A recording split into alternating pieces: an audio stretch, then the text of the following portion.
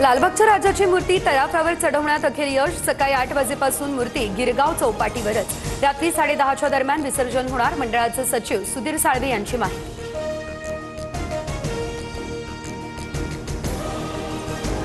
31 तासांनंतर पुण्यातील मिरवणुका अखेर संपल्या। अलका चौकात भक्तांनी अभूतपूर्व गर्दी करत चालवली मिरवणूक।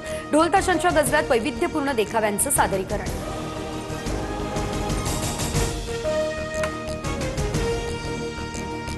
मराठा समाजाचा विचार करत असताना ओबीसी समाजाचं अहित हे होऊ देणार नाही। ओबीसींचा उद्धार आणि विकास करण्याचं शिवकार्य आम्ही करणार। मुख्यमंत्री फडणवीस यांची ग्वाही।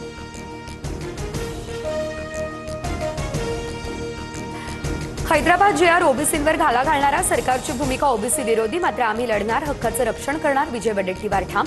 उद्याच्या बैठकीला येण्यासाठी ओबीसी नेत्यांना आवाहन। पश्चिम महाराष्ट्रातील कुणीही मराठा आरक्षणापासून वंचित राहणार नाही। ओबीसींनी मराठ्यांच्या विरोधात लढण्यापेक्षा जातीसाठी लढावं, जरांगेंचा निशाणा। मराठा आरक्षण देताना ओबीसींना धक्का लागणार नाही। ज्यांच्या नोंदी आहेत त्यांनाच कुणबी प्रमाणपत्र मिळणार। मुख्यमंत्री फडणवीस यांच्याकडून स्पष्ट।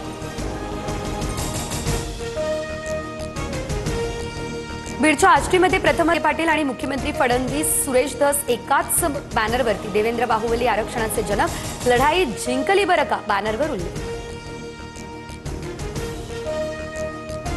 बीडच्या मांजरसुंबा चौकामध्ये मराठा आणि ओबीसी कार्यकर्ते आमने सामने। तर लक्ष्मण हाके यांच्या कार्यक्रमासाठी जाणाऱ्या काही कार्यकर्त्यांकडून आरोपी वाल्मिक कराडच्या समर्थनार्थ घोषणाबाजी। परिसरात काही काळ तणावाचंही वातावरण।